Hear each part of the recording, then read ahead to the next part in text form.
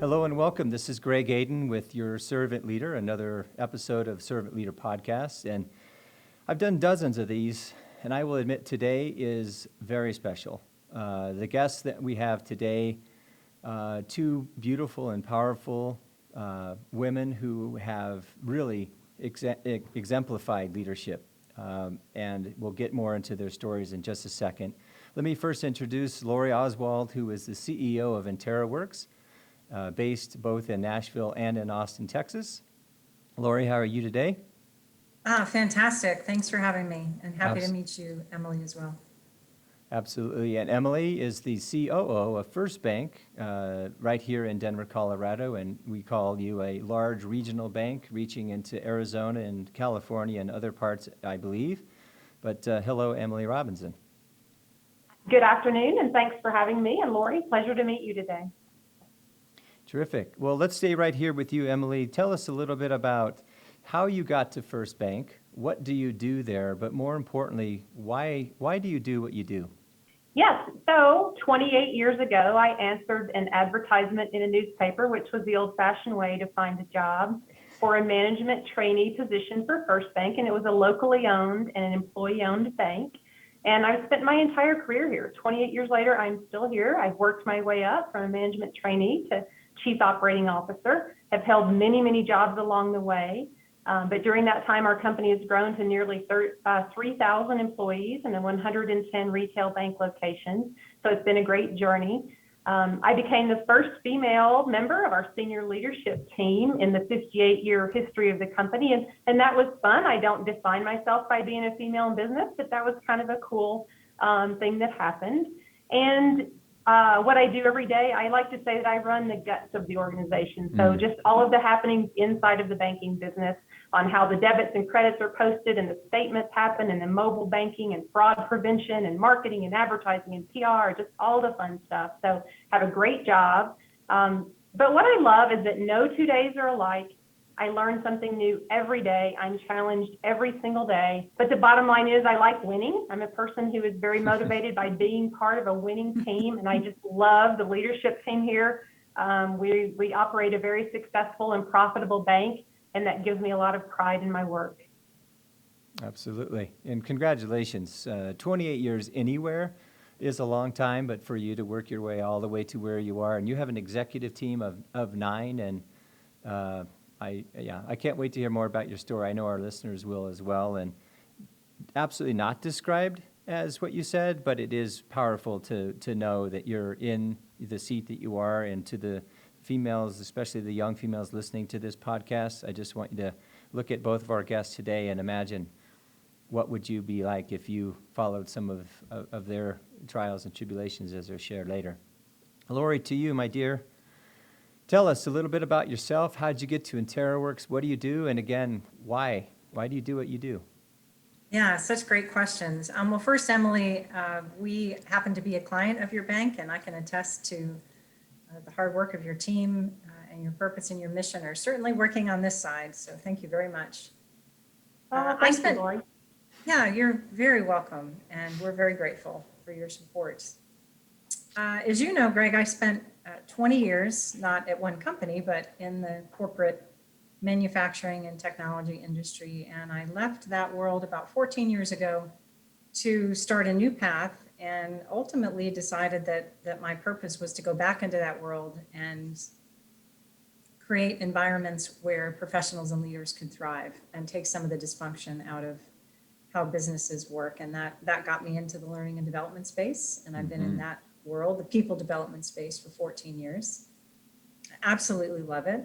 I spent some time working for another firm, and then made 2 acquisitions and launched a nonprofit foundation. And we put InteraWorks together, as you know, a couple of years ago. And we now work with some of the biggest companies in the world, all over the world, to elevate the human experience at work. That's our purpose. That purpose was created by our team.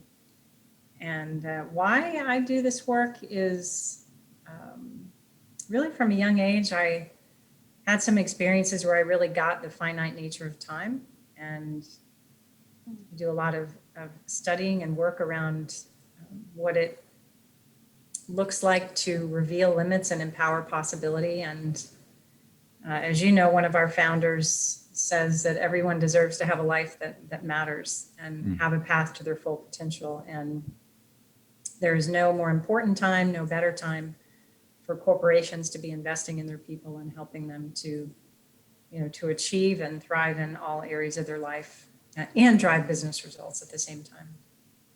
Yeah, we forget about results. I certainly don't in my leadership coaching and executive consulting. It's something that we can talk about, but it always matters. And something that you mentioned earlier, elevate the human experience. If you study anything about the great companies, in my opinion, they take care of the people that work at the companies first so that they can take care of the customers. And in your case, Emily, bank with you. And in your case, Laurie, the people that follow your lead and your company's lead relative to personal growth and learning. So tell us, let's talk a little bit about how we elevate the human experience as leaders. So as leaders, give us an example of a good leader that you know, him or her, and share an example of how you've been led, and just see where this conversation goes. Let's see, a reference that people can perhaps connect to, as you know, one of the companies that's near and dear to my heart, the client of ours is Southwest Airlines. The founder, Herb Kelleher, he set out right from the beginning to ensure that caring and heart is part of their organization. It's their logo. It's right what they stand for. I think that's just a brilliant example of a company that's in a very difficult, competitive industry, somewhat traditional, really adopting the people first, and not only that, but caring for people first, as a way of life. And I think that's where it starts. In getting ready for this, I looked up the definition or sort of the going description of what it means to be a servant leader. I've been reading about servant leadership, talked about it and practicing it, but I thought, I'm just going to brush up. Maybe there's some new definition. And really simply, it's been consistent, which is remembering that, I serve our people, I serve my people, they don't serve me. So I think if you take nothing else, is just think about that pretty significant paradigm shift as leaders, that, my focus is on, the business, of course, but that's an outcome of focusing and serving the people, and that the people don't serve me. Right, and elevating the human experience starts at home. When I was a young boy, young man, I should say, I was working for Marriott Hotels and Resorts, and Mr. Marriott Sr., who started the entire organization, bumped into me at a Marriott resort in Lake of the Ozarks, Missouri, and somehow we started talking about the Albuquerque, New Mexico on my name badge, and I asked him something similar to, well, what's the secret of this hospitality? And he said, if you take care of the people that live in the house, the people visiting the home will then have a good experience. I'm telling you, if there's a company out there that's nailed it in terms of priorities and how to behave and how to show up, maybe a different question for you, instead of an example of leadership, how did the values and the culture of First Bank, how were they born, and how are they really put into play today to make sure that you, as a leader, and all the leaders of First Bank kind of follow that to succeed? I think we've had the same value system since we were founded in 1963. And what's interesting is when you look at our governing board of directors, who gives us advice and direction all the time, we have 3 of our previous CEOs, all 3 still sit on our board of directors. So we have the very first management trainee we ever hired, who was the first CEO of the company, still serving on our board. So we have such great corporate memory. And so I think that we've just had these same principles for a very long time. But what I would tell you is it's a very different thing to state what your value system will be and to live it every day. And I think that's where the growth and learning happens on our side. And when you asked me to talk about leadership, as you know, I called you and said, Greg, I don't have this all figured out. I am working on me every day. I am a driver. I get results, but to slow down and get the people side right doesn't come naturally. I've had to work hard at it. Are you sure you still want me to do this? And he said, yes. So here I am. But absolutely. I think it's just something that it's easy to put it on paper, and it's harder to live every day, but we try really hard. And that would be one thing I would say about leadership is that you have to be authentic. That is the number one thing. You have to lead the way that you lead. And the leaders I admire are authentic. You see some leaders who are trying to be someone else, they have an ego. Those aren't the leaders you want to follow. You want to follow someone who just really lays it all out there, and they admit that they don't have all the answers and that they're learning every day and working on themselves and trying to be a better leader. Those are the leaders that I admire. So I just think we have a rich history that's really helped us stay on the right course. Love what you say, and I believe that the people who are authentic to themselves first, and then to the people immediately around them, have the ability to have that, see me, I'm being authentic. And what I said to you also, Emily, was I appreciated your vulnerability. I appreciated you calling me and saying, hey, I may not be the best guest for these questions, but I'm going to bring it because I'm a results-driven person. And that's obviously one of the things that everybody wants in an organization, is to drive results. But as we all know on this particular podcast, it doesn't happen without people. It doesn't happen with language, and it certainly doesn't happen with behavior. And Carly Fiorna was a former CEO of Hewlett-Packard, has a great quote. It says something around, culture isn't words and sentences and a plaque on a wall, as you just said. It's about how we behave. It's how we show up. And it could be the culture of the organization, but in my mind, it starts with the relationships we create on a day-to-day basis. Laurie, if you were speaking to 500 young women right now, and you wanted to leave them with something to walk away from an auditorium filled with hope, and they were listening to Laurie Oswald share with them 2 or 3 things you've learned to help you become a better leader, what would you say to them?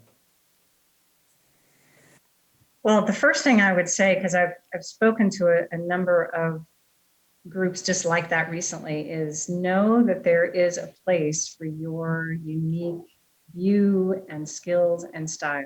So the days of a leader looking a certain way are over.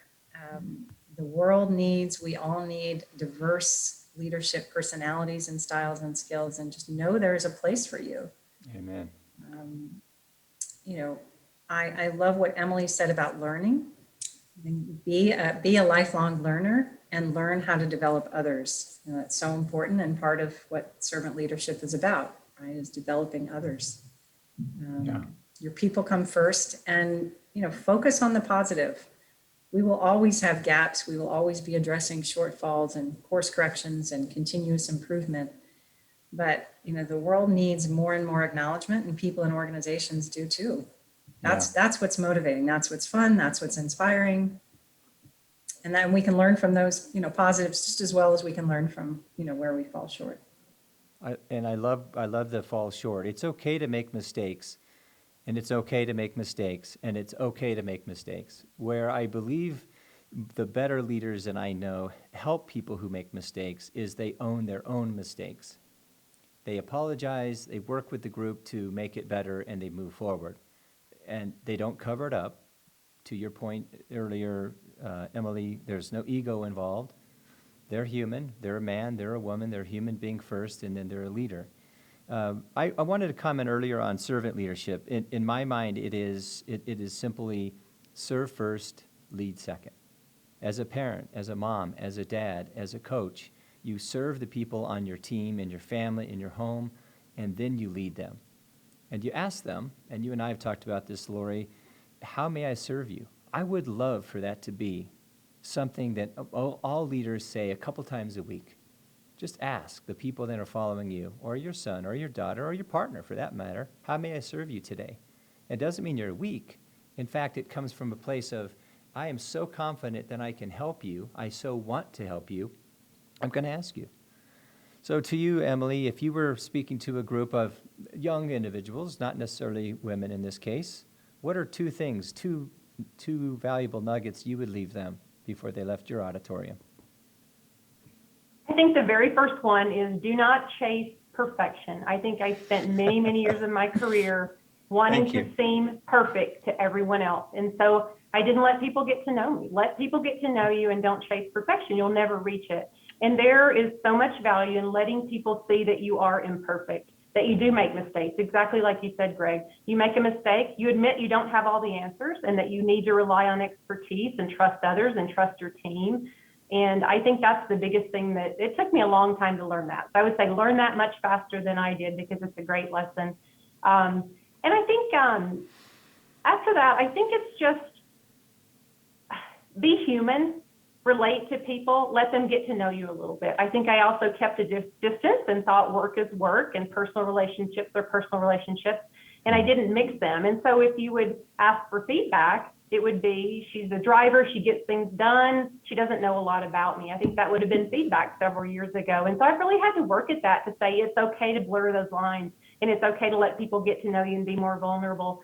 But, you know, just letting people see that you're not perfect and even sharing a story where you made a mistake or did something silly, people, they'll relax and it allows them to make mistakes and to be human with the people that they lead. So that would be the largest pieces of advice that I would have. Wow, so much to unbundle there, and feedback. A lot of people who say they want to get better are afraid to ask for feedback, and these are the same people then are afraid to ask for help because they believe they have to have it all figured out. To your point, no one's perfect, but we pretend we are so no one can figure out where our flaws are, and that's a whole nother conversation. But Yeah. That is true. And I smiled and I laughed when you said, you know, we don't have to be perfect. And I believe early on that perfection was possible. But then I realized quickly as I started getting into this part of the business, and it doesn't even exist. You can strive to be better, and to me that's good enough.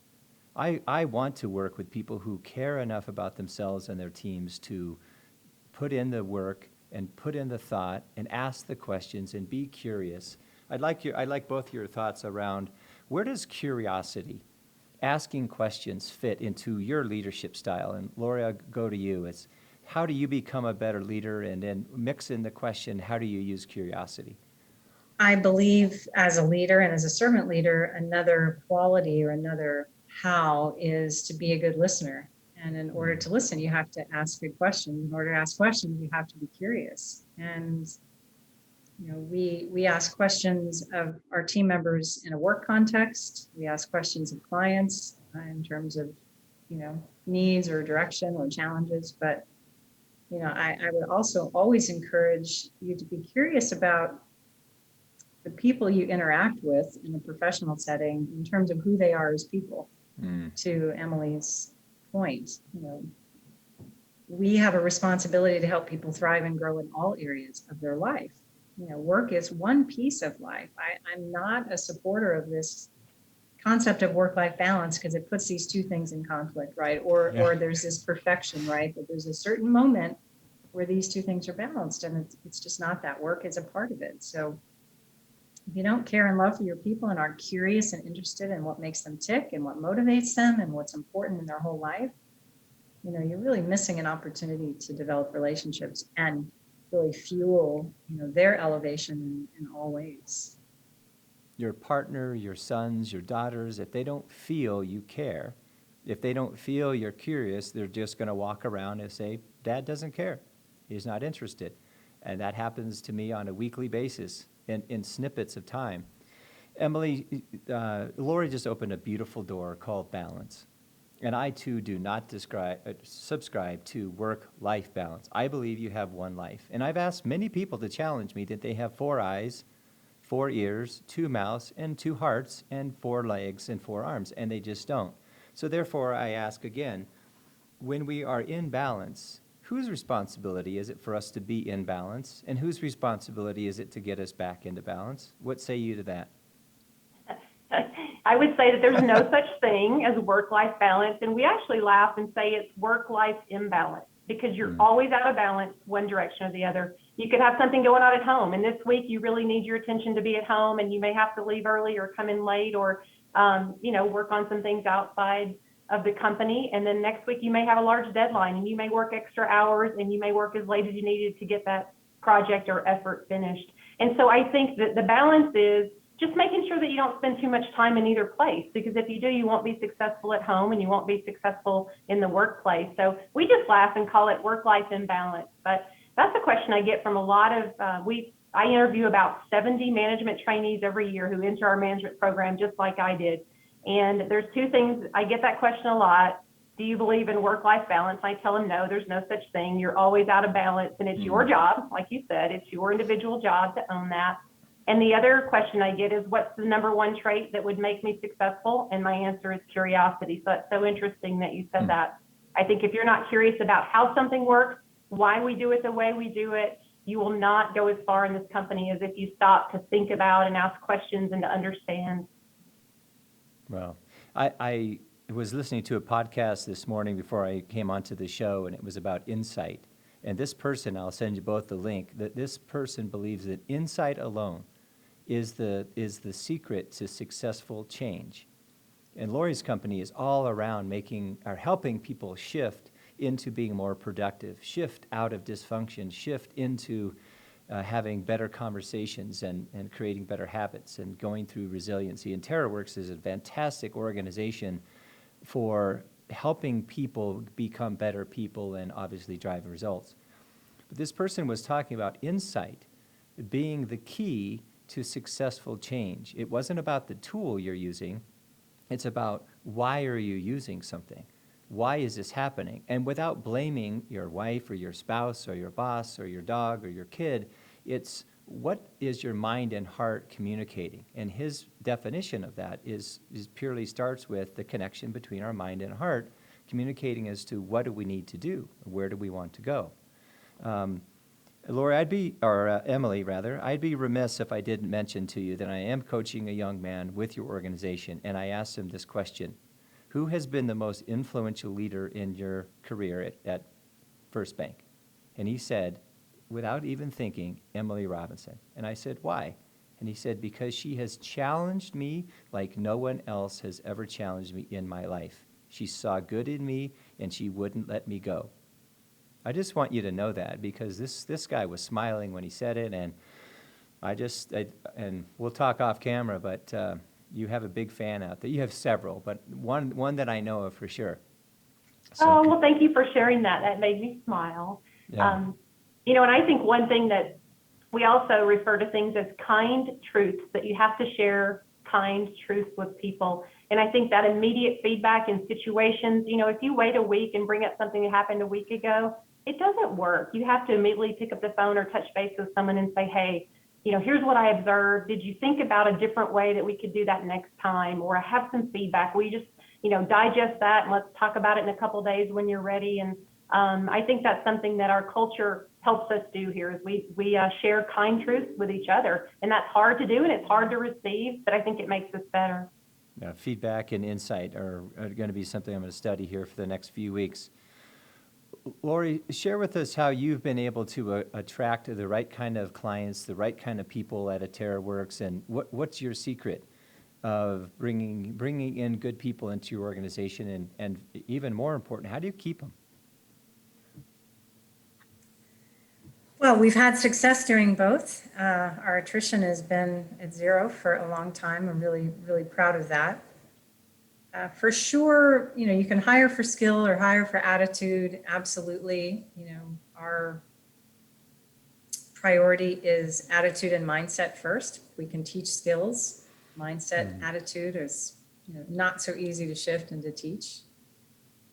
I think, as leaders, we also need to continue to pay attention to our changing workforce. Emily, it sounds like you probably are really seeing that in your organization, and pay attention to the shift of values that's happening in the younger generation of professionals. So meeting them where they are, which includes, purpose. So we talk a lot about individual purpose, organizational purpose. We align on our person every month when we come together as a team. We revisit our mission. We revisit our mission every single month. We're always in conversation to understand the individual purpose and missions of the people in the organization. Because if you get those two things lined up, then it's just flow, right? You've got energy and motivation, and people are, just thriving. So those are some things that continue to be, priorities for us, and, and it works. Well, I'll tell you, my new bride of 7.5 weeks told me early on, meet people where they are. And she has the biggest heart of empathy of anyone I've ever met. She remains curious, and she also taught me, try your darndest to see the best in people first. Chances are, if you start that way, you'll have a much better conversation and you'll have a much better relationship. If something happens and isn't their best, then you have to ask yourself, how important is that relative to everything else you know about this person? So I appreciate your words around meeting people where they are. So let's wrap this up. Emily, we'll start with you. If there was one thing you could tell someone that was getting ready to start a big job and he or she had the opportunity to be a leader, and let's forget it's in the financial industry, it's just a leader in general. What was, in addition to everything else we've shared, don't be afraid to make mistakes and stay curious and don't worry about being out of balance, because you will be. What are a few nuggets you'd like to leave the audience with as you look back on your 28-year career at First Bank, from management trainee to now the chief operating officer? What would you say to anybody that's listening? I would say when that opportunity is presented to you, just say yes, even if you think you're not ready, because you're never going to think you're completely ready. So first of all, say yes, give it a try, jump in there. And then I think just knowing you will have bad days, not every day at any job will be great. And you'll have bad days and you have to just shake it off and come in the next day and say, today's a new day, see what you can learn from yesterday and keep a positive attitude. So much of, I think what's helped me is that I'm a positive person, I stay positive. I would also tell them to tackle the tough stuff. When someone has a job that seems like it's really sticky or challenging, be the one that raises your hand and say, I'll do that. And then you can really make a reputation for yourself as someone who's willing to tackle the tough stuff. And I think that really helps in a career as well. But don't wait till you think you're ready. Then you won't say yes. You just have to say yes and keep working on you and learn as you go. Amen. Great advice. And same question to you, Laurie. What would you tell the audiences, whether it's something you mentioned already or something new? What would you share on how to be the best leader if you're just starting? Yeah, I'll dovetail off of something Emily said, which is when you make that leap, you don't have to then have all the answers. You know, it's not all about you. So remember to share in leadership, right? Leverage the people around you. You don't have to have all the answers. Just be you. The other thing is leaders are not born. Leaders are made. Anybody can be a leader. And you know what? In an organization, everybody's a leader in some way, right? They're leading people, they're leading projects, they're leading ideas, they're leading purpose. So you are already a leader, and you don't have to have all the answers. Oh, love it. And a lot of people, go ahead, Emily. Oh, I just said, well said. I love that. A lot of people believe leaders are born, and if they're not, they're out of luck. And I'm glad you reminded everybody that we choose to be leaders. It's a privilege, it's an honor to lead others, and you can choose to step up. And love what you said, Emily, about raise your hand and stick to it. And that's kind of why we sleep at night, so we can dream about tomorrow and forget about yesterday. And a lot of our days aren't very nice, but tomorrow can be if we want them to be. And I usually have two questions for my clients. It's, what do you want to do, and what are you willing to do to get there? And I don't mean break rules, but what are you willing to do to get there? And I learned today that part of the willingness willingness is part of the secret, but a big part of it is, are you willing to get feedback? Are you willing to seek insight how you can become a better leader? And one of my favorite questions to the people I coach is I ask the leaders to ask their people, how am I doing? How am I showing up? And then if you want it, they'll tell you. And I can tell from both of you, and I know you well enough by now, Emily, that your organization responds to that and will actually tell you. And it doesn't have to be in a 360 or Briggs and Stratton or a DISC or anything else, right? Just have a conversation with someone. So I appreciate you both. We're going to wrap it up with just a huge hug to both of you. I appreciate you, Laurie. It's great to see you. Emily, looking forward to getting to know you better. And to Emily Robinson with First Bank and Laurie Oswald with InteraWorks, thank you very much. And this has been another edition of Your Servant Leader. Check us out on YouTube and at adenleadership.com. God bless.